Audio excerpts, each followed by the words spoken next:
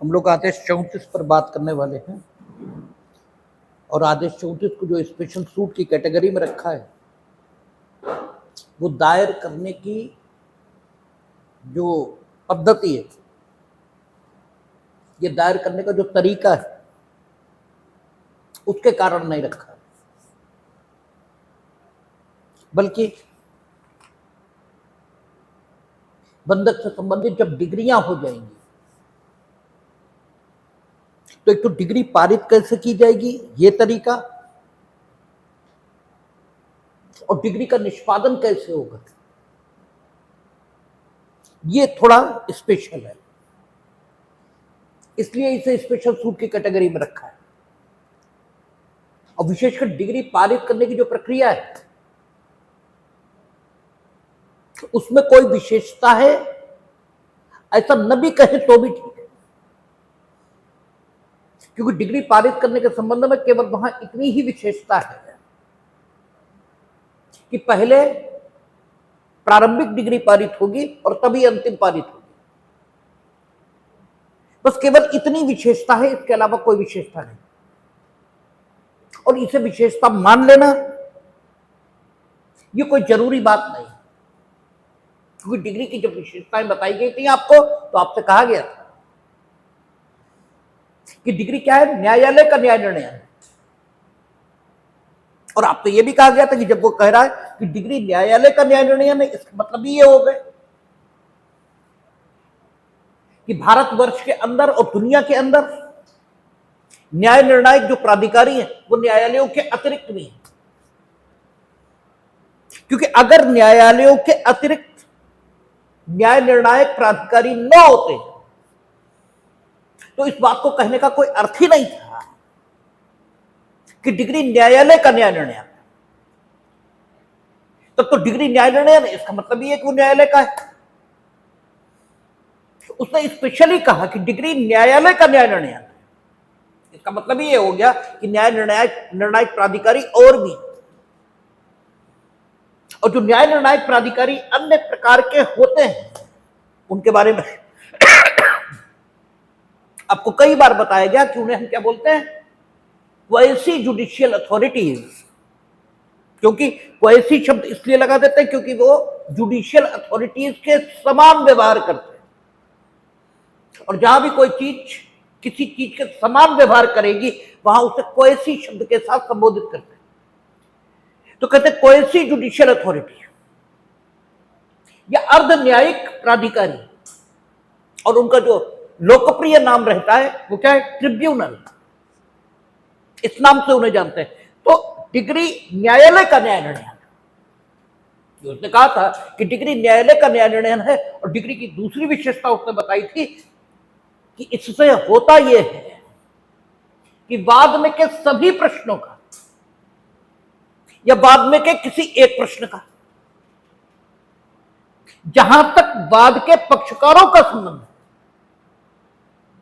वहां तक वाद के पक्षकारों के संबंध में उन प्रश्नों का निश्चायक तौर पर अवधारण कर दिया जाता है। अगर एक बार में ही वाद में अंतर्गत सभी प्रश्नों का निश्चायक तौर पर अवधारण हो गया तो डिग्री को अंतिम डिग्री कहा जाता है। और जब वाद में किसी एक प्रश्न का या एकाधिक प्रश्नों का अंतिम अवधारण तो किया जाए किंतु कुछ प्रश्न अवधारण के लिए बकाया रह जाए, तो जो अवधारण पहले होता है उसे प्रारंभिक डिग्री, और जब अंतिम अवधारण किया जाएगा सभी प्रश्नों का तो उस डिग्री को अंतिम डिग्री यह कहा जाएगा। और डिग्री ऐसी भी हो सकती है जो अंशतः प्रारंभिक हो और अंशतः अंतिम हो। तीन प्रकार की डिग्रियों की आपसे बात हुई थी। तो अगर बंधक के मामले में प्रारंभिक डिग्री और अंतिम डिग्री पारित हो रही है तो सिर्फ इस आधार पर कि उसमें प्रारंभिक डिग्री और अंतिम डिग्री पारित होती है उसे स्पेशल सूट की कैटेगरी में हम रख दें, ये कोई बुद्धिमानी की बात नहीं दिखती। इसलिए यह कहना कि बंधक के मुकदमे में प्रारंभिक डिग्री और अंतिम डिग्री पारित होती है इसलिए उसे स्पेशल सूट की कैटेगरी में रखेंगे, ये थोड़ा ठीक नहीं है। एकदम एब्सोल्युटली ये करेक्ट हो ऐसी दशा नहीं है। लेकिन जहां तक डिग्री के निष्पादन का मामला है, तो डिग्री के निष्पादन की जो प्रक्रिया है वो चूंकि स्पेशली उन्होंने आदेश 34 में दी है, जबकि सामान्य डिग्रियों के निष्पादन की संपूर्ण प्रक्रिया आदेश 21 में दी गई। इसलिए सभी प्रकार की डिग्रियां आदेश 21 की व्यवस्थाओं के मुताबिक निष्पादित होती हैं, जबकि बंधक से संबंधित डिग्री यह आदेश 34 की प्रक्रिया से निष्पादित होती है, और यही इसकी स्पेशलिटी है, इसलिए इसे स्पेशल सूट की कैटेगरी में रख दिया गया। तो सबसे पहले समझेंगे बंधक क्या है, ठीक है ना, क्योंकि आप में से कई को बंधक क्या है यही नहीं मालूम। और एक चीज और समझ लेंगे कि ऑर्डर 34 की व्यवस्था बंधक की सूरत में भी लागू होती है और भार की सूरत में भी लागू होती है, दोनों सूरतों में लागू होती है। और भार इस समय नहीं बताया जा सकता, बस इतना समझ लेंगे कि भार भी बंधक जैसा ही होता है, किंतु वो बंधक नहीं होता। जैसे आदमी बंदर जैसा होता है, बंदर आदमी जैसा होता है, लेकिन आदमी बंदर नहीं होता और बंदर भी आदमी नहीं होता, यानी कुछ डिफरेंसेस रहते हैं। ऐसे ही भार और बंधक इनमें सादृश्यता होती है, किंतु ये फिर भी डिफरेंट कॉन्सेप्ट है। जब हम लोग ट्रांसफर ऑफ प्रॉपर्टी एक्ट पढ़ेंगे या जो वीडियोस पढ़े हैं ट्रांसफर ऑफ प्रॉपर्टी एक्ट, उनमें आप पढ़ेंगे या उनको देखेंगे तो बंधक और भार दोनों चीजें अलग अलग स्पष्ट हो जाएंगी। लेकिन फिलहाल बंधक और भार को अलग अलग बताना संभव नहीं। मोटे मोटे में बंधक को समझ लेंगे। हमने आपसे कई बार चर्चा की कि संपत्ति, इसका ट्रांसफर, इसका मतलब क्या होता है, संपत्ति के अंतरण का मतलब क्या है कि संपत्ति में जो अधिकार और हित आपको मिले हुए हैं, जब वो आप किसी को ट्रांसफर करते हो तो ये कहा जाता है कि आपने संपत्ति का ट्रांसफर कर दिया, अन्यथा संपत्ति हमेशा और हर वक्त उसी जगह पर स्थित रहती है जिस जगह पर वो स्थित थी। संपत्ति में किसी प्रकार का ट्रांसफर नहीं होता। संपत्ति में जो अंतरण या ट्रांसफर होता है वो केवल अधिकारों और हितों से संबंधित है, और अधिकारों और हितों के ट्रांसफर के आधार पर संपत्ति के अंतरण को मोटे तौर पर 6 भागों में विभाजित कर देते हैं। सबसे पहले विक्रय, विक्रय के बाद बंधक, बंधक के बाद पट्टा, पट्टा के बाद आपका विनिमय, विनिमय के बाद दान, और दान के बाद अनुयोज्य दावों का अंतरण। ये 6 क्लासिफिकेशन है संपत्ति के अंतरण से संबंधित। ये संपत्ति के अंतरण के 6 प्रकार हैं, और 6 प्रकारों में संपत्ति में जो अधिकार अंतरणकर्ता के यानी ट्रांसफेरर के होते हैं, उनमें से किसी एक अधिकार का या सब अधिकारों का अंतरण वो ट्रांसफेरी यानी अंतिरती है, जिसके पक्ष में अंतरण हो रहा किया जाता है उसे हम क्या बोलते हैं, अंतिरती या ट्रांसफेरी।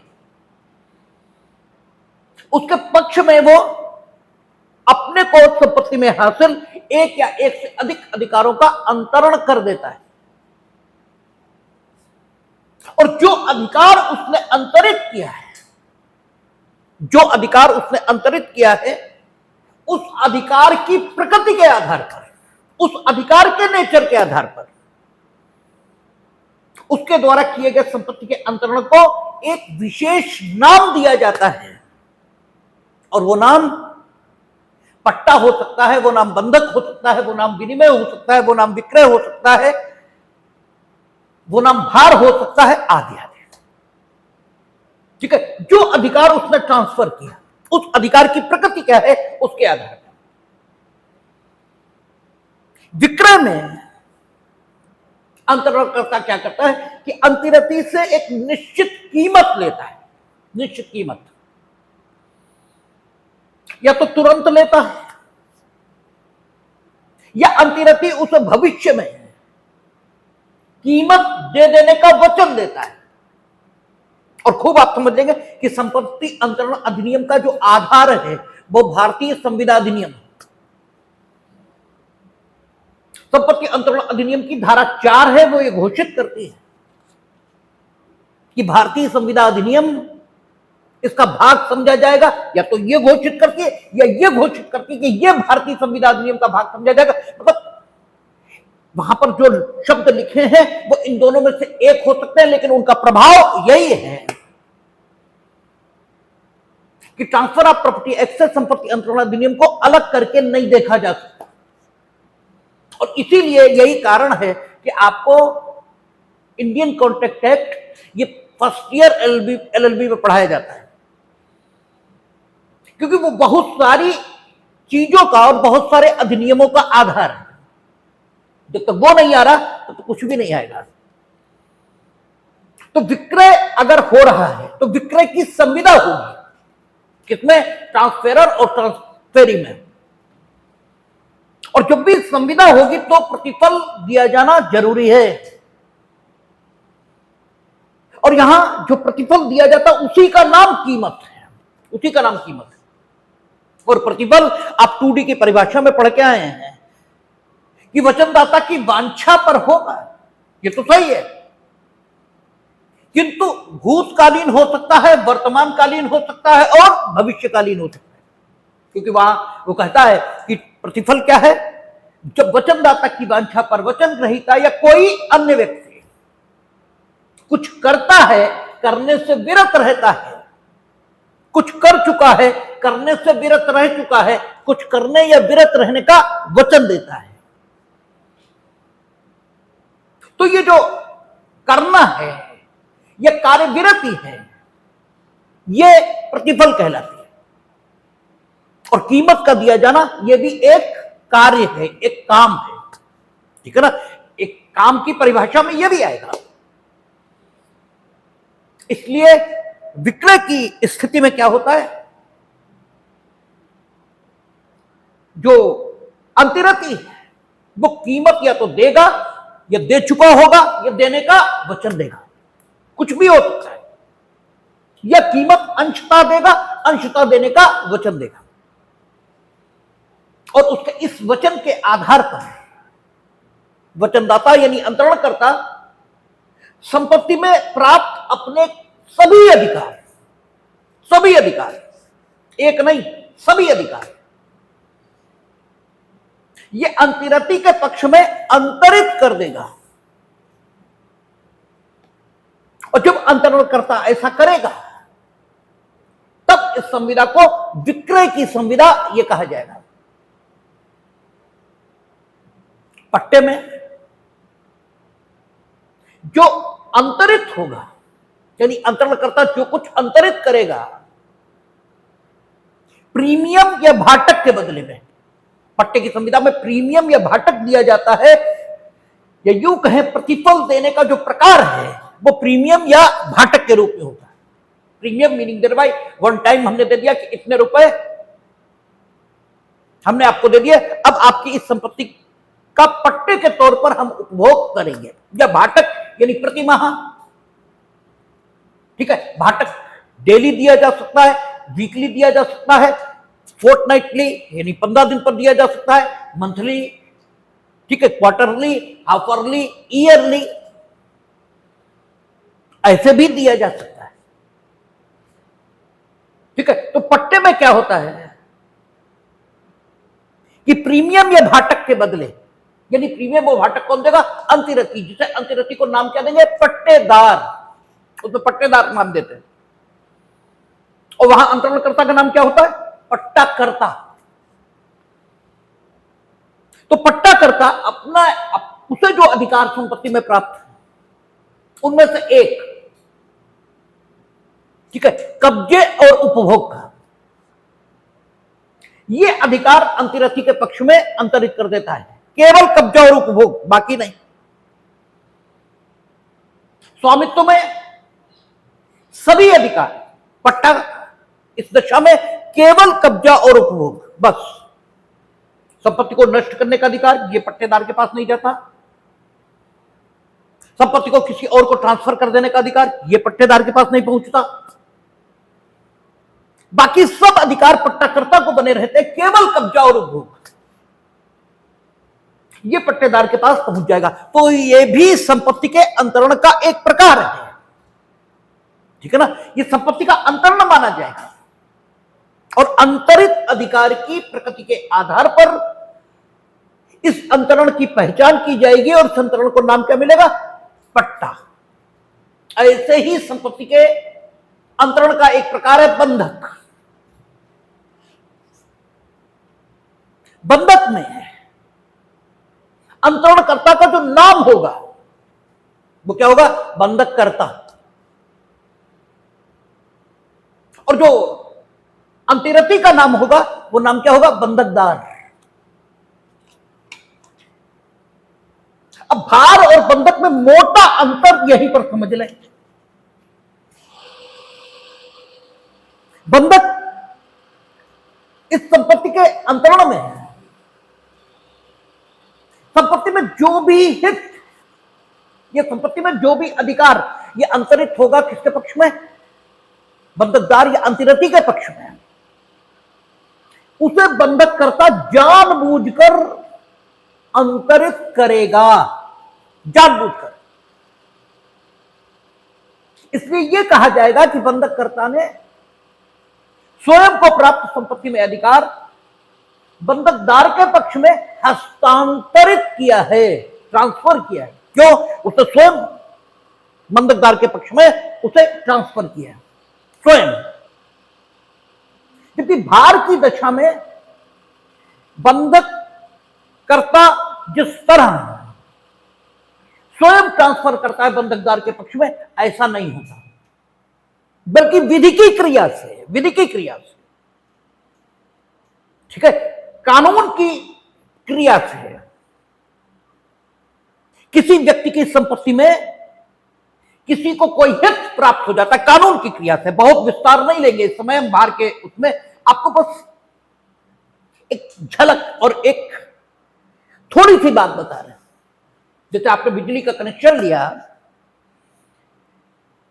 और क्या किया? बिजली का बिल अदा नहीं किया, तो आपकी वो संपत्ति जिसमें बिजली का कनेक्शन है, इलेक्ट्रिसिटी एक्ट के प्रभाव से, ठीक है, बिजली के बिल को अदा करने के लिए प्रतिभूति के तौर पर बिजली विभाग द्वारा इस्तेमाल हो सकती है। इसका मतलब यह हुए कि अब अगर आप बिजली विभाग का बिल अदा नहीं करोगे तो इलेक्ट्रिसिटी एक्ट के आधार पर क्या होगा कि बिजली विभाग आपकी यह संपत्ति बेच करके भी अपने पैसे वसूल लेगा, क्योंकि आपकी वो संपत्ति बिजली विभाग के बिल के लिए प्रतिभूति बन गई, सिक्योरिटी बन गई। और जब कोई चीज किसी चीज के लिए सिक्योरिटी बन गई तो डेफिनेटली वो उसे सिक्योर करेगी। इस संपत्ति ने सिक्योर किसे किया? बिजली के बिल को। तो बिजली का बिल अगर आप नहीं देंगे तो आपकी संपत्ति बेचकर बिल ले लिया जाएगा। लेकिन ऐसा हुआ कैसे? विधि की क्रिया से। ना आपने कुछ किया, न बिजली विभाग ने कुछ किया, ठीक है ना। क्योंकि बंधक में यह होगा कि आप खुद किसी ऐसे लोन के लिए जो आप ले चुके हैं, या कोई ऐसा लोन जो आप लेने वाले, दोनों प्रकार के लोन, कोई लोन आप ले चुके या कोई लोन जो आप लेने वाले हैं, ठीक है ना, या कोई ऐसा वचन जिससे धन संबंधी दायित्व तो उत्पन्न हो सकता है,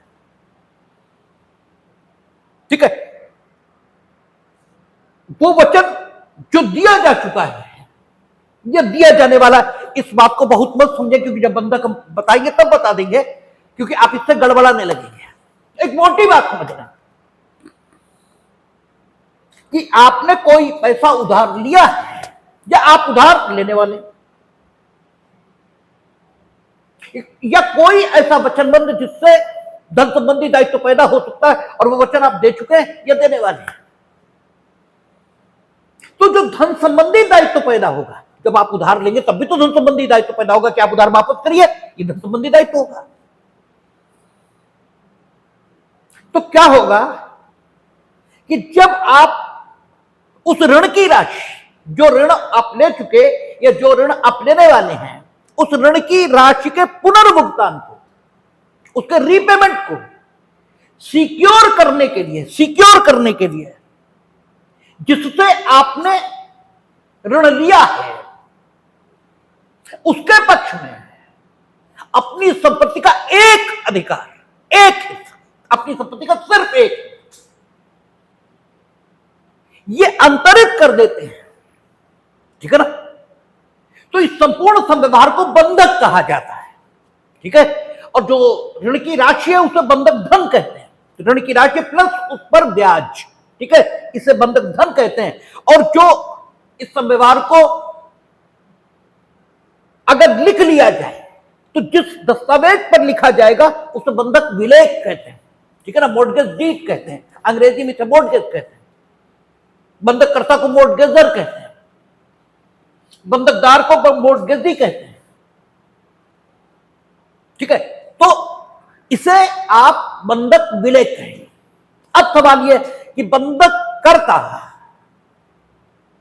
बंधकदार के पक्ष में एक हित अंतरित करता है, ठीक है। और वो एक हित काहे के लिए? ऋण की राशि यानी बंधक राशि यानी बंधक धन, ठीक है, उसका रीपेमेंट को सिक्योर करने के प्रयोजन से एक हित अंतरित करता है। उस एक हित को कहते क्या है? उस एक हित का नाम होता है विक्रय, ठीक है। विक्रय कराने का अधिकार या पूर्वबंध करा लेने का अधिकार, ये फोरक्लोजर करा लेने का अधिकार। ये पूर्वबंध और विक्रय क्या है? जब मॉर्गेजर यानी बंधककर्ता बंधकदार से यह कहता है कि आप हमें बंधक धन के रूप में इतने पैसे दे दीजिए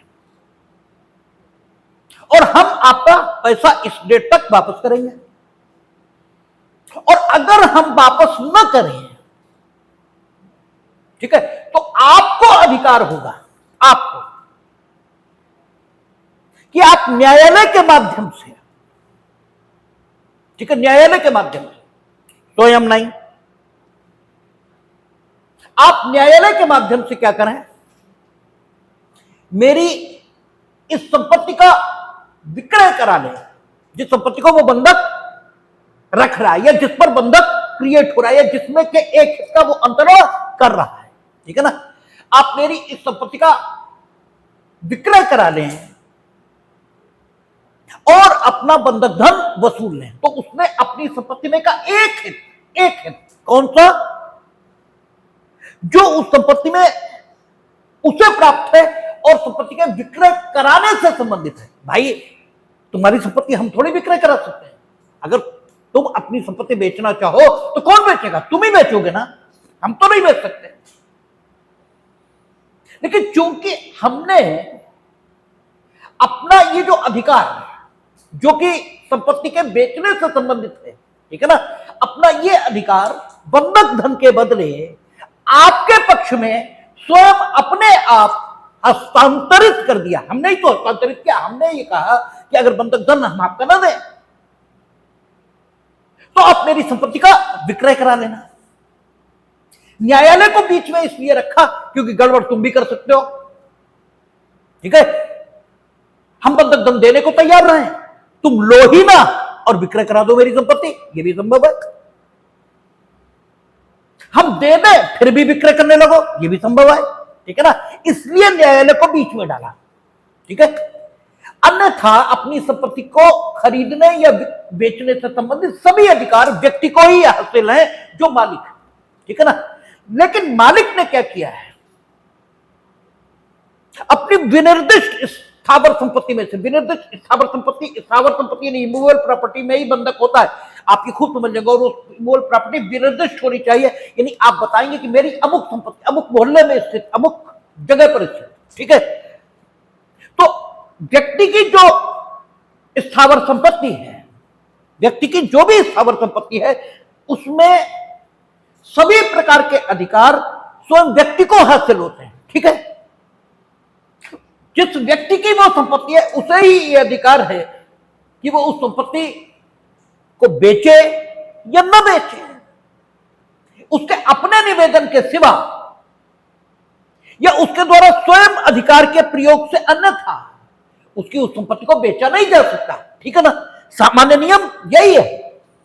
लेकिन चूंकि उसने बंधक धन इसके पुनर्भुगतान को, ठीक है ना, सुरक्षित बनाने के प्रयोजन से ये जो उसका अधिकार था संपत्ति के बेचने से संबंधित, ठीक है, ये उसने किसको, बंधकदार को अंतरित कर दिया।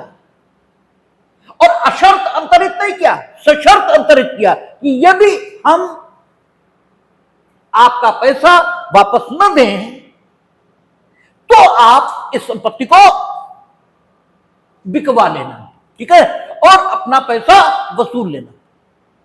ठीक है, तो उसने अपना एक अधिकार जो सांपत्तिक था अपनी संपत्ति के संबंध में ये किसे अंतरित कर दिया, अंतरित यानी बंधकदार को।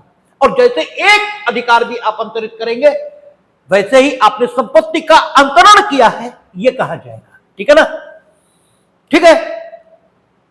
अब यहां और भार में क्या फर्क हुआ, भार में हित जो अंतरित हुआ था वो विधि की क्रिया से, इलेक्ट्रिसिटी एक्ट के प्रभाव से, ठीक है, किसी ने अंतरित नहीं किया था। ठीक है, इलेक्ट्रिसिटी एक्ट के प्रभाव से अंतरित हो गया था। इलेक्ट्रिसिटी के बिल के लिए, इलेक्ट्रिसिटी के बिल के पेमेंट के लिए आपकी संपत्ति इलेक्ट्रिसिटी एक्ट के प्रभाव से उसी प्रकार प्रतिभूति बन गई थी, उसी प्रकार सिक्योरिटी बन गई थी जिस प्रकार बंधक के संव्यवहार में स्वयं बंधककर्ता ने अपनी इच्छा से अपनी संपत्ति के विक्रय से संबंधित एक अधिकार बंधकदार के पक्ष में अंतरित कर दिया। ठीक है ना, तो एक सामने एक सादृश्यता भार और बंधक में आई कि दोनों में व्यक्ति की संपत्ति किसी लेनदारी के लिए प्रतिभूति बन जाती है और उस प्रतिभूति का उपयोग करके जो लेनदार है वो देनदार से सब उसको अपनी धनराशि इसको वसूल सकता है और दोनों ही दशाओं में वो संपत्ति के विक्रय के माध्यम से ऐसा करेगा। ठीक है, तो बंधक में जो प्रॉपर्टी के विक्रय से संबंधित बंधककर्ता का अधिकार है वो किसको पहुंच जाता है, बंधकदार को। और बंधकदार इस बात के लिए अधिकार संपन्न हो जाता है यदि बंधककर्ता उसकी संपत्ति उसकी ऋण राशि जिसे वो बंधक धन कहेगा वापस नहीं करता, तो बंधकदार न्यायालय की प्रक्रिया से उस संपत्ति को जिसका बंधक किया गया है, ठीक है, बंधककर्ता की इच्छा के बिना भी बिकवा लेगा और अपने बंधक धन का भुगतान कर लेगा। यही एक हित है जिसे ट्रांसफर कर दिया गया। ठीक है, अब बंधक करने की जो प्रक्रिया है, बंधक करने की, ठीक है, उसके आधार पर बंधक 6 प्रकार के हो जाएंगे। ठीक है, मोटे तौर पर बंधक क्या है, मोटे तौर पर बंधक यह है कि बंधक धन की जो वापसी है उसे सुरक्षित करने के लिए बंधक करता है संपत्ति में विक्रय से संबंधित अपने अधिकार को बंधकदार को ट्रांसफर कर देता है। ठीक है, मोटे तौर पर बंधक ये है। और ये जो हित का ट्रांसफर है ये जिस तरह करेगा बंधककर्ता बंधकदार के पक्ष में है, अंतरण के उस प्रकार के आधार पर बंधक 6 प्रकार का हो जाएगा। जब बंधककर्ता क्या करेगा, उस संपत्ति को, ठीक है, जिसमें विक्रय के अधिकार वो बंधकदार को दे रहा है बंधक धन की अदायगी न होने की सूरत में, ठीक है, जब उस संपत्ति को बंधकदार को दिए बिना, बंधकदार को देगा नहीं वो, यानी कब्जा बंधककर्ता का ही रहेगा, यानी हमने अपने इस मकान को बंधक कर दिया आपके पक्ष में, आपसे हमने पैसा उधार ले लिया और हमने कहा कि अगर हम वापसी न करें तो आप मेरे इस मकान को बिकवा लीजिएगा और अपना पैसा ले लीजिएगा।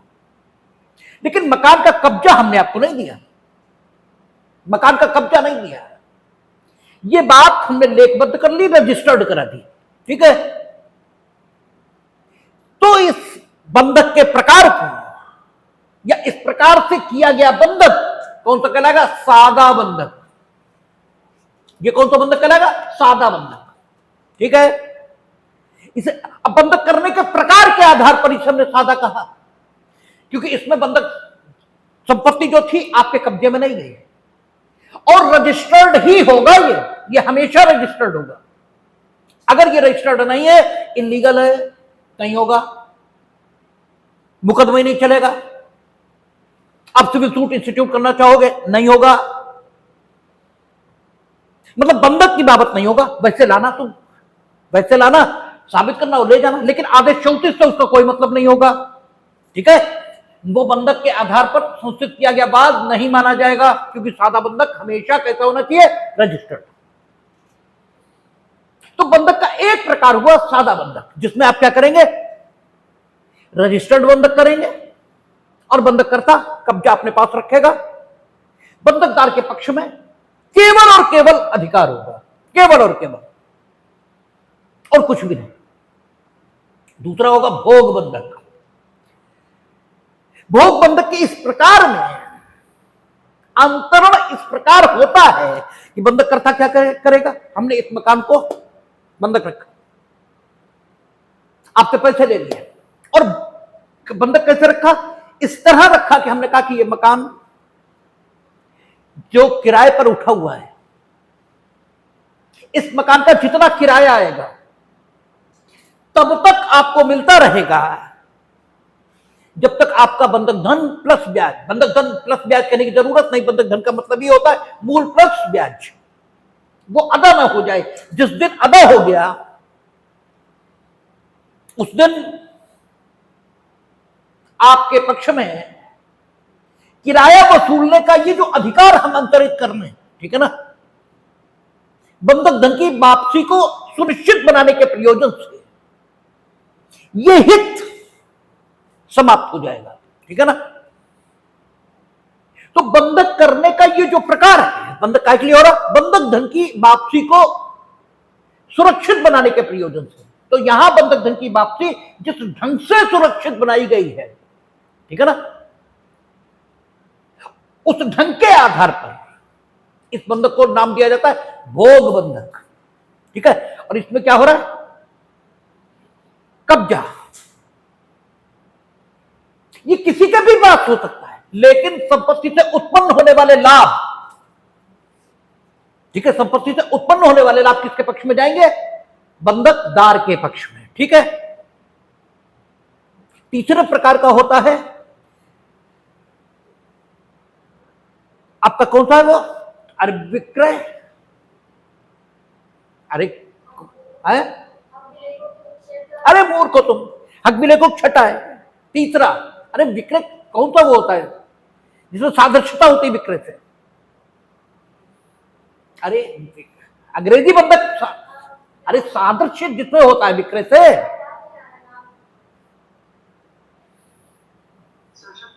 हाँ, सशर्त विक्रय द्वारा बंधक। आप लोगों को तो याद होना चाहिए, हम भूल जाए तो। तीसरा होता है सशर्त विक्रय द्वारा बंधक, ठीक है। सशर्त विक्रय द्वारा बंधक में क्या होगा? विक्रय विक्रय है किंतु अशर्त नहीं है, विक्रय है, सशर्त है। और जब बात सशर्त होती है तो फिर बात एकदम बदल जाती है, ठीक है। बात अशर्त होनी चाहिए, तब वो अलग प्रभाव देगी, और बात अगर सशर्त है तो बात अलग प्रभाव देगी, ठीक है। आप कह रहे हैं कि क्या इसे करने से कोई लाभ है? इसका मतलब यह है कि आप वो सब कुछ करने का तो मन बनाए हुए हैं, ऐसा नहीं कि आप वो करना नहीं चाहते, आप बस ये नहीं जानते हैं कि उसे करने से क्या लाभ होगा, तो आप चालबाजी कर रहे हैं। आप दूसरे से पूछ रहे क्या इसे करने से कोई लाभ है, ताकि हम अगर कोई लाभ है तो आपको बता सकें। करने का मन तो आप पहले ही बनाए हुए हैं, लेकिन अगर वो लाभ ना हो तो आप सारा जो ठीक है उसे कर, मतलब जो स्थिति बनेगी उससे जो दोष होगा वो सब हमारे मत्थे मर सके कि आपने कहा था ये कर दो, इसलिए हमने कर दिया। करने का मन तो आप पहले से बनाए हुए हैं, और जो न करने का आप मन बनाए हुए हैं वो तो हम कह भी दें ये कर लो तब भी नहीं करोगे। इसलिए ऐसी बातों पर हम तो कभी प्रतिक्रिया देते नहीं। उन्होंने कहा कि क्या ये करना, हम कहते खूब मन हो, घर के चूहे सब राजी हो तो करना, और न राजी हो तो मत करो। हम काहे कह दें कर दो, क्योंकि अगर तुम करने वाले नहीं हो तब तो ये सवाल ही नहीं है, क्योंकि जो तुम नहीं करने वाले हो वो तुम किसी के कहने से नहीं करोगे, और जो तुम करने वाले हो उसी के बारे में ये सवाल उठाते हो कि क्या ये कर दें, इसे करने से क्या लाभ होगा।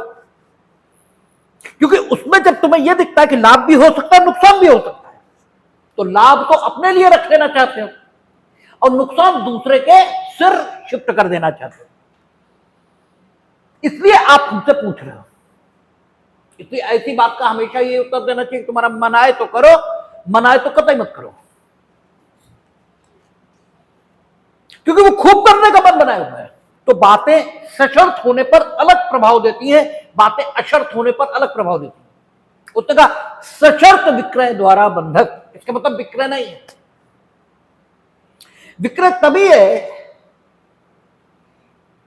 जब शर्त पूरी हो जाए, और विक्रय अशर्त ही होता है, विक्रय अशर्त ही होता है, ठीक है, सशर्त हो ही नहीं सकता।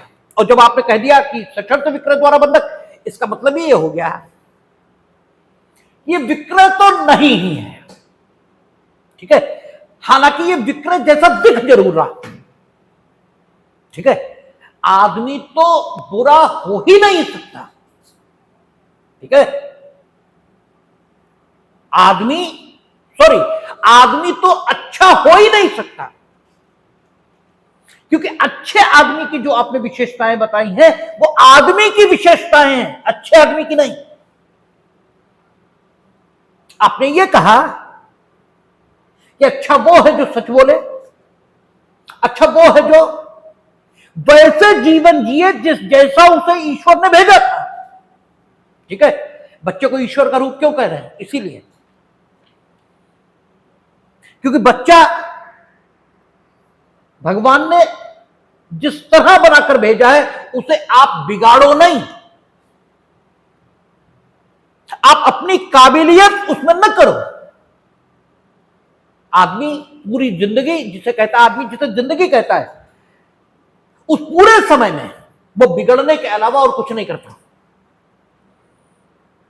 पूरी जिसे वो जिंदगी कह रहा है उस पूरे टाइम पीरियड में वो बिगड़ने के अलावा कुछ भी नहीं करता। जिसे वो सभ्यता और संस्कृति कहता है वो सिवाय झूठ, मक्कारी, धूर्तता और पाखंड के और कुछ भी नहीं। वो सिर्फ झूठ, धूर्तता, मक्कारी और पाखंड सीखता है, और उसे नीति कहता है, उसे नीति कहता है, ठीक है। उसको दिखाने के चेहरे और हो जाते हैं और असलियत में उसके चेहरे और हो जाते हैं। बच्चे का मन है कि मिठाई खाएंगे तो खाएंगे, ठीक है, आप खाना तो खूब चाहते हैं, लेकिन ऐसे कि कोई देख न ले, खाना तो खूब चाहते हैं, तो आपका चेहरा दिखाने का और हो गया और इनफैक्ट कुछ और हो गया, और इसी को हिपोक्रेसी कहते हैं, इसी को पाखंड कहते हैं, ठीक है। तो बच्चा जैसा पैदा हुआ ठीक वैसा ही रहे, तो उसके अंदर वो सारे गुण होंगे जो तुमने अच्छे आदमी के बताए हैं, वो सारे गुण होंगे उसमें, ठीक है। और तब अच्छाई तुमने सिखाई नहीं, वो अच्छाई वो लेकर आया था, वो अच्छाई वो लेकर आया था। इसलिए अच्छा आदमी नहीं होता, आदमी होता है, और बुरा आदमी होता है। जब उसमें वो चीजें नहीं होती तो बुरा आदमी है। आदमी और बुरा आदमी नाम की दो चीजें होती है, अच्छा आदमी नाम की चीज नहीं होती। ठीक है, ऐसे ही सशर्त विक्रय नाम की चीज नहीं होती। ठीक है, सशर्त विक्रय नाम की चीज ही नहीं होती। लेकिन कुछ चीजें होती हैं जिन्हें कहने का कोई तरीका नहीं। क्या करें, कोई तरीका ही नहीं, कैसे कहें? ठीक है, असीम, कहीं बात ही गलत है। ठीक है, सीमा ये नहीं होनी, नहीं है तो फिर उस बात को कहें कैसे? ठीक है, तो असीम एक शब्द हमने खोज लिया। कुछ चीजें कहने के लिए हमारे पास शब्द ही नहीं है, तो विक्रय अशर्त ही होता है, अशर्त ही होता है। और जो विक्रय तो हुआ किंतु उसमें शर्त लगी है, तो वो विक्रय है ही नहीं। ठीक है, लेकिन उस संव्यवहार को, उस दशा को आखिर हम कहें कैसे, तरीका क्या अपनाएं? ठीक है, तो मजबूरी में हमने एक शब्द खोज लिया, सशर्त विक्रय द्वारा बंधक। ठीक है, और जब सशर्त विक्रय द्वारा बंधक हम लोग टीपीएम पढ़ते हैं तो वहां आता है कि ये विक्रय जैसा दिखता है। और अगर ये कहा जा रहा है कि आप फलाने के जैसे दिखते हैं, इसका मतलब ही है कि आप फलाने नहीं हैं, इसका मतलब ही होता है। इसलिए सशर्त विक्रय द्वारा बंधक में विक्रय जैसी विशेषताएं दिखती हैं किंतु वो विक्रय नहीं है। ठीक है, क्यों नहीं? संविदा में हम लोगों ने धारा 13 पढ़ी थी। धारा 13 में वो कहता है कि जब एक बात पर एक भाव में, एक बात पर एक भाव में दोनों पक्ष सम्मत होते हैं, तब सम्मति का निर्माण होता है। और इस सम्मति को स्वतंत्र होना चाहिए। और सम्मति स्वतंत्र कब होती है? तो वो बताता है कि जब धारा 15 में यथा परिभाषित प्रपीड़न से, धारा 16 में यथा परिभाषित सम्यक असर से, धारा 17 में यथा परिभाषित कपट से, और धारा 18 में यथा परिभाषित मिथ्या विवेचन से, धारा 19, 20 और 21 में यथा परिभाषित भूलों से वो स्वतंत्र होती है, तो उसे स्वतंत्र सम्मति कहते हैं। और ऐसी स्वतंत्र सम्मति जब दोनों पक्षकारों की संविदा के प्रति होती है, तब एक वैध संविदा का निर्माण होता है। तो जब पक्षकार बंधक करना चाहते थे, उनका भाव क्या था? बंधक करेंगे। और बंधक में क्या होता है? बंधक में एक हित का अंतरण होगा, और एक हित वो कौन सा होगा? वो एक हित होगा बंधक धन की अदायगी न होने की सूरत में बंधक संपत्ति का विक्रय करा लेने का अधिकार, या बंधकदार के पक्ष में संपत्ति के पहुंच जाने का अधिकार। ये अधिकार होगा ना, एक अधिकार। जो कि विक्रय में क्या होगा? समस्त अधिकार, सारे अधिकार चले जाएंगे। तो जो बंधक करना चाहते थे पक्षकार, यानी एक हित का अंतरण करना चाहते थे, ठीक है, तो विक्रय हो ही कैसे जाएगा? क्योंकि जब एक बात पर एक भाव में सम्मत होंगे पक्षकार, तब सम्मति का निर्माण होगा। और जब सम्मति स्वतंत्र होगी, तब संविदा का निर्माण होगा। जब पक्षकार बंधक करना चाहते हैं तो विक्रय हो कैसे जाएगा? क्योंकि बंधक करने के लिए वो सम्मत हो रहे, वो कह रहे कि हम बंधक करने के लिए सम्मत हो रहे हैं। ठीक है, तो भले ही वो विक्रय जैसी प्रक्रिया अपना लें, तो भी विक्रय तो नहीं हो जाएगा। ठीक है, जैसे पिक्चरों में हीरो हीरोइन भले ही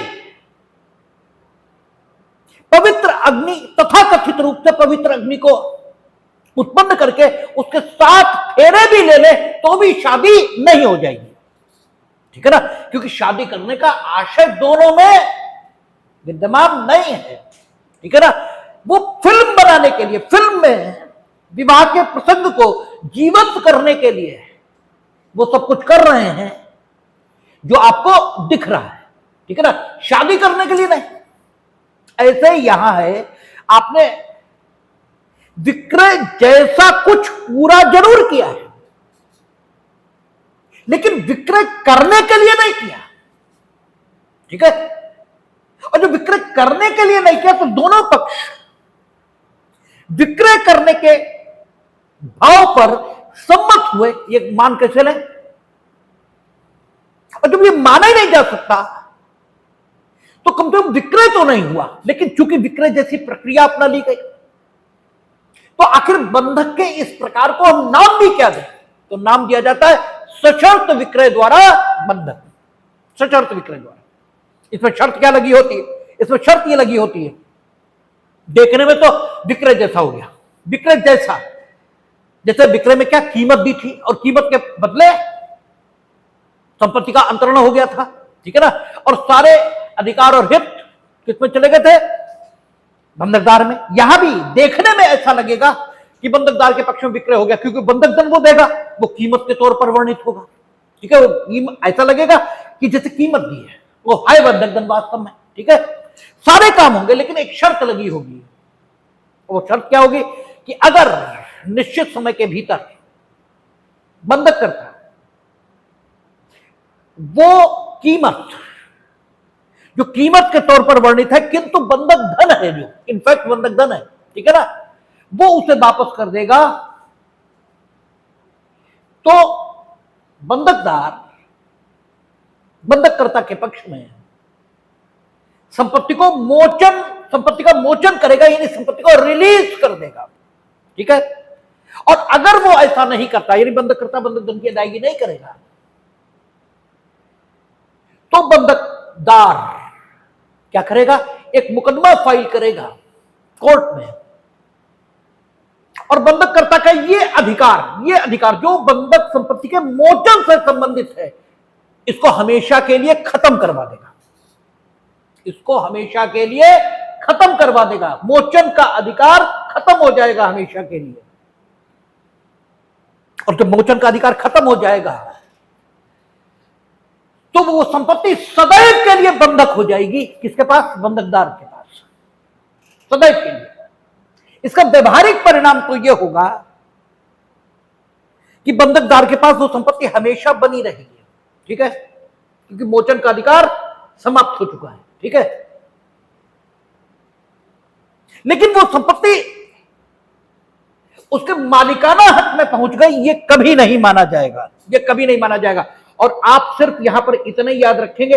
लेकिन इन दोनों बातों का विधिक महत्व क्या है, ये जब टीपीए पर कभी बात करेंगे, जब बंधक वहां आएगा तब बात करेंगे। लेकिन आप मोटा मोटा यहां मानेंगे कि सशर्त विक्रय द्वारा बंधक में आपको प्री में अक्सर पूछ दिया जाता है, वाइवा पूछ दिया जाता है, ये सशर्त विक्रय द्वारा बंधक में बंधककर्ता ने बंधक धन की अदायगी नहीं की,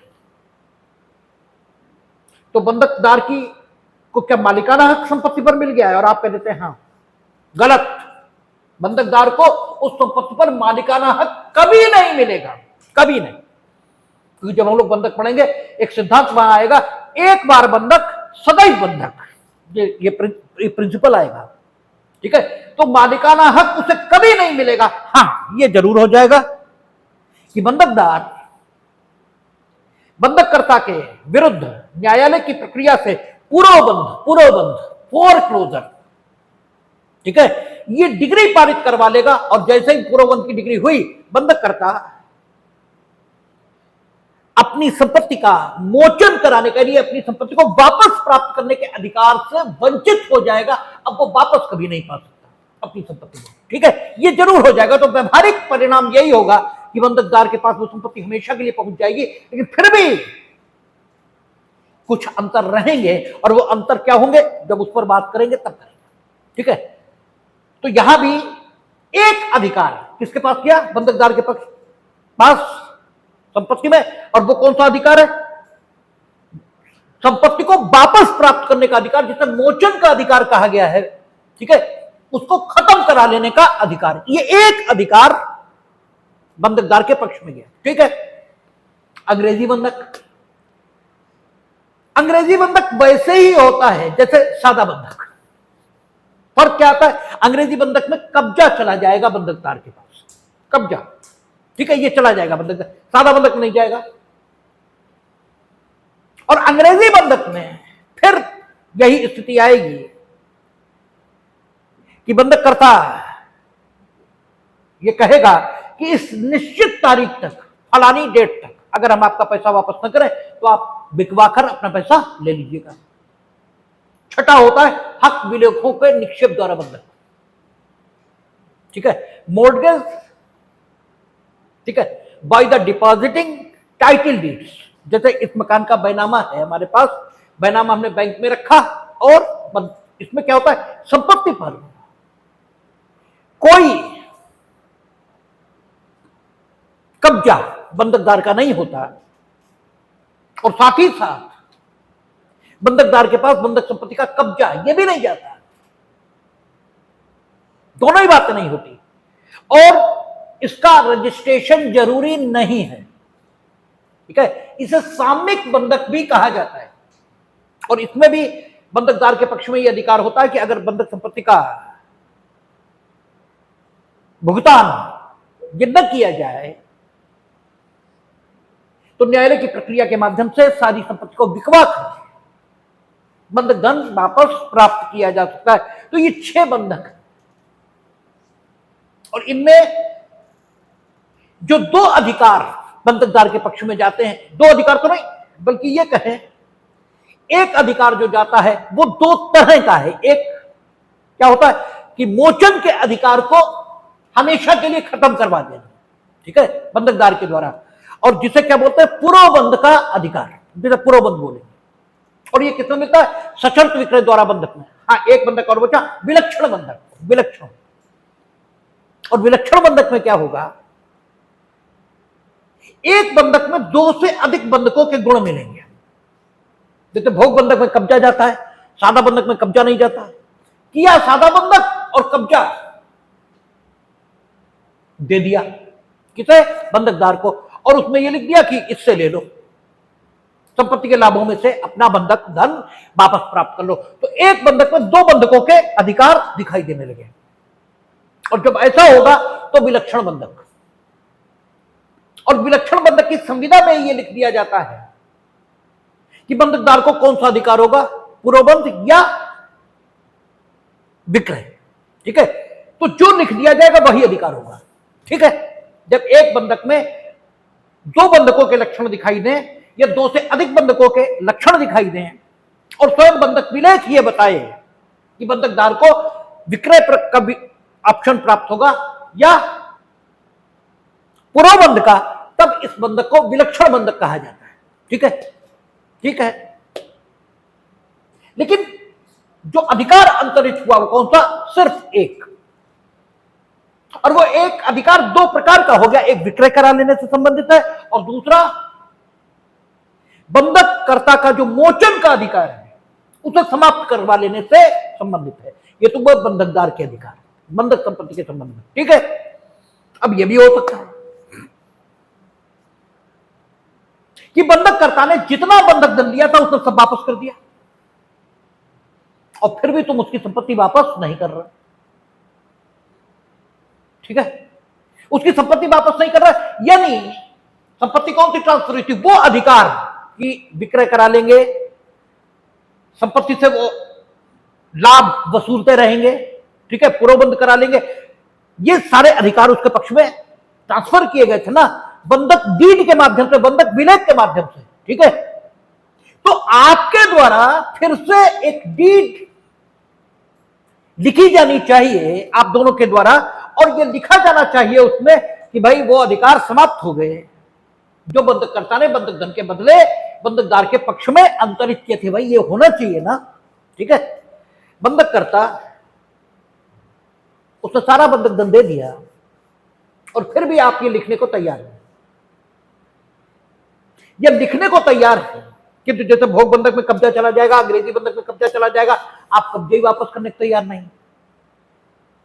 विलक्षण बंधक में भी कब्जा जा सकता है, हक विलेखों निक्षेप में बंधक में तुम हक विलेख उससे वापस नहीं कर रहे, सशर्त विक्रय द्वारा बंधक में उसने पैसा दे दिया, तुम उसकी संपत्ति प्रति अंतरित कर ही नहीं रहे, ठीक है, यह संभव है, ठीक है। तब क्या होगा, बंधक कर्ता को एक अधिकार प्राप्त होगा जिसे मोचन का अधिकार कहते हैं। ठीक है, यानी बंधकदार के दो अधिकार हैं, या तो उसे पुरोबंध का अधिकार मिलेगा और या उसे विक्रय करा लेने का अधिकार मिलेगा। और बंधकदार के ये अधिकार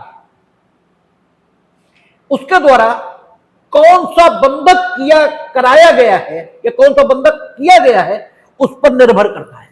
अगर उसने सादा बंधक, अंग्रेजी बंधक, हक विलेखों के निक्षेप द्वारा बंधक, ठीक है, ये किए हैं, या विलक्षण बंधक, तो उसे विक्रय का अधिकार ये मिलेगा। विलक्षण बंधक की दशा में मिल सकता है विक्रय का, क्योंकि हमने बताया विलक्षण बंधक में दो या दो से अधिक बंधकों के लक्षण मिलते हैं और स्वयं संविदा विक्रय उसके विलक्षण बंधक के लिए जो की जाती उसी में यह लिखा होता है कि बंधकदार को कौन सा अधिकार मिलेगा। ठीक है, तो सादा बंधक में बंधकदार को कौन सा अधिकार मिलेगा, विक्रय। ठीक है, भोग बंधक में कौन सा मिलेगा, कोई नहीं, तब विक्रय का ना उसका पूर्वबंध का। क्यों, भोग बंधक में तो हमने तुमसे ये कहा कि संपत्ति के जो लाभ हैं इनमें से लो अपने बंधक धन की अदायगी करो, जिस दिन तुम्हारी बंधक धन इसकी अदायगी संपूर्ण हो जाए हमारी हमें वापस करो। ठीक है, तो भोग बंधक की दशा में ना विक्रय मिलेगा ना पुरोबंध। सशर्त विक्रय में कौन सा मिलेगा, पुरोबंध। ठीक है, पुरोबंध का मतलब क्या, वो मोचन का अधिकार हमेशा के लिए खत्म करा लेने का अधिकार। ठीक है, अंग्रेजी बंधक में कौन सा मिलेगा, विक्रय। हक विलेखों के निक्षेप द्वारा बंधक उसमें कौन सा मिलेगा, विक्रय। विलक्षण बंधक में या तो विक्रय या पुरोबंध, जैसा संविदा का है। ठीक है, विलक्षण बंधक। तो मोटे तौर पर बंधक की दशा में जो सामान्य अधिकार, जो सामान्य अनुतोष प्राप्त होता है किससे, बंधकदार को, विक्रय है, विक्रय। एक्सेप्शनली पुरोबंध मिलता है, एक्सेप्शनली केवल सशर्त विक्रय में मिलेगा पुरोबंध, और दूसरा विलक्षण बंधक में मिलेगा, वो भी तब जबकि बंधक की जो संविदा है, बंधक का जो कॉन्ट्रैक्ट है, वो विलक्षण बंधक का अधिकार दे रहा है। ठीक है, तो केवल मोटे तौर पर अगर कहें तो सामान्य रूप से केवल एक बंधक है जिसमें पुरोबंध का अधिकार मिलेगा। इसलिए कहा जाता है कि बंधक की दशा में जो सामान्य अनुतोष होता है बंधकदार को, वो कौन सा है, विक्रय। ठीक है, और एक्सेप्शनल जो अनुतोष बंधकदार के पास है वो कौन सा है, पुरोबंध। ठीक है, और पुरोबंध में क्या होता है, बंधककर्ता का जो मोचन का अधिकार है उसे हमेशा के लिए खत्म करवा दिया जाता है। बंधककर्ता का जो अधिकार है बंधक में, वो क्या है, बंधक धन की अदायगी करने के उपरांत क्या होना चाहिए, उसकी संपत्ति का मोचन होना चाहिए, यानी बंधक का मोचन हो जाना चाहिए और उसकी संपत्ति उसे वापस मिलनी चाहिए। यह बंधककर्ता का बंधक में अधिकार है। ठीक है, और भार बंधक जैसा ही है। ठीक है ना, तो भार में क्या होगा, वही जो धनराशि भार हो गई है संपत्ति पर, जैसे बिजली का बिल भार हो गया, वो जैसे ही आप अदा करेंगे वैसे आपकी संपत्ति निर्भार, निर्मुक्त ये हो जानी चाहिए। ठीक है, तो बंधक और भार में साम्य है, और बंधक 6 प्रकार का है। ये स्थिति आई। बंधककर्ता का अधिकार कौन सा, मोचन का। बंधकदार का सामान्य अधिकार कौन सा, विक्रय। बंधकदार का एक्सेप्शनल अधिकार कौन सा है, पुरोबंध। ठीक है, पुरोबंध का मतलब क्या हुआ, मोचन का अधिकार हमेशा के लिए खत्म हो गया, बाकी विक्रय करा लेने का। ये सारे अधिकार मोटे तौर पर आए। अब इसके बाद हम सीपीसी की नीति देखेंगे। सीपीसी की नीति यह है कि मुकदमों की संख्या में कमी आनी चाहिए, मुकदमों की संख्या बढ़नी नहीं चाहिए, जितनी कम से कम रह सके, जितनी कम से कम। मुकदमों की संख्या कम रखने के लिए हम अन्याय नहीं करेंगे किसी के साथ, लेकिन जहां तक हम कम कर सकते हैं वहां तक करेंगे। इसीलिए पक्षकारों को बताते समय कहा, यद्यपि ठीक है कि एक से अधिक व्यक्ति हैं जिन्हें एक ही संव्यवहार से अनुतोष प्राप्त करने का अधिकार ये उद्भूत हो रहा है, एक से अधिक व्यक्ति, लेकिन वे अगर अलग अलग मुकदमा लाएं तो विधि और तथ्य के समान प्रश्न पैदा होंगे। इसलिए उसे अपेक्षित है कि एक ही मुकदमे में सहवादियों के तौर पर या सह प्रतिवादियों के तौर पर इकट्ठा होकर मुकदमा ले आए। ठीक है, यदि भी अलग अलग बिल आए तो भी चलेगा, लेकिन अपेक्षित यह है कि एक साथ। इसीलिए हमने रिप्रेजेंटेटिव सूट आदेश 1 नियम 8 उसकी अवधारणा, प्रांग न्याय की अवधारणा, ठीक है, आपका नियमों द्वारा बाधित हो जाने की दशा में सेकंड सूट न आने की अवधारणा, ठीक है। बहुत सारे प्रोविजंस हम लोगों ने देखे, वो सारे प्रोविजंस काहे बात को समर्पित हैं? इस बात को समर्पित है कि मुकदमों की बाढ़ ये नहीं आनी चाहिए। इवन विदेशी निर्णय जो है उसे भी हमने 6-7 दशाओं को छोड़कर हिंदुस्तान में परिवर्तनीय बना दिया। धारा 13-14 हम लोगों ने देखी है। तो वही भाव आपको आदेश 34 नियम 1 में दिखाई दे रहा है। आदेश 34 नियम 1 में क्या है? पूर्वबंध विक्रय और मोचन के वादों के पक्षकार, कहता है, इस संहिता के उपबंधों के अधीन रहते हुए बंधक प्रतिभूति में या मोचन के अधिकार में हितबद्ध सभी व्यक्ति किसी भी वाद में जो बंधक से संबंधित हो पक्षकारों के तौर पर संयोजित किए जाएंगे इस संहिता के अधीन रहते हुए। मीनिंग दरबाई आदेश 1 नियम 1 अगर अनुमति दे रहा है, आदेश 1 नियम 3 अगर अनुमति दे रहा है, तो एक बंधक में जितने लोग हितबद्ध हैं, जितने लोग, ये देखा ही नहीं जाएगा। तो पूर्वबंध के लिए मुकदमा ला रही हो, तुम अकेली बंधकदार हो, ठीक है, और 5 बंधक करता है, तो 5 को पार्टी बनाएंगे आप, ठीक है ना? 5 को पार्टी बनाएंगे आप। 5 सह बंधकदार हैं, जितने लोग एक बंधक संपत्ति में, आप भी बंधकदार हैं, आपने पहले बंधक किया, ये भी बंधकदार हैं, ये भी बंधकदार हैं, कई लोग बंधकदार हैं एक ही संपत्ति के। हो सकता है जब हम लोग बंधक पढ़ेंगे तो देखेंगे, एक ही बंधक संपत्ति कई लोगों के पास बंधक हो सकती है, ठीक है। तो जितने लोग एक बंधक संपत्ति में हित रखते हैं इस संहिता के उपबंधों के अधीन रहते हुए, वे सभी उस बंधक के संबंध में जब मुकदमा आएगा तो पक्षकार बनाए जाएंगे। ये पहला नियम, ठीक है। और ये उसी भाव का प्रतिनिधित्व कर रहा है कि जितना कम से कम मुकदमे रखे जा सके उतने कम से कम रखे जाएंगे। तो अब एक पृष्ठभूमि हमें बतानी थी, वो बताई हमने। अब कल हम बात करेंगे आदेशों की।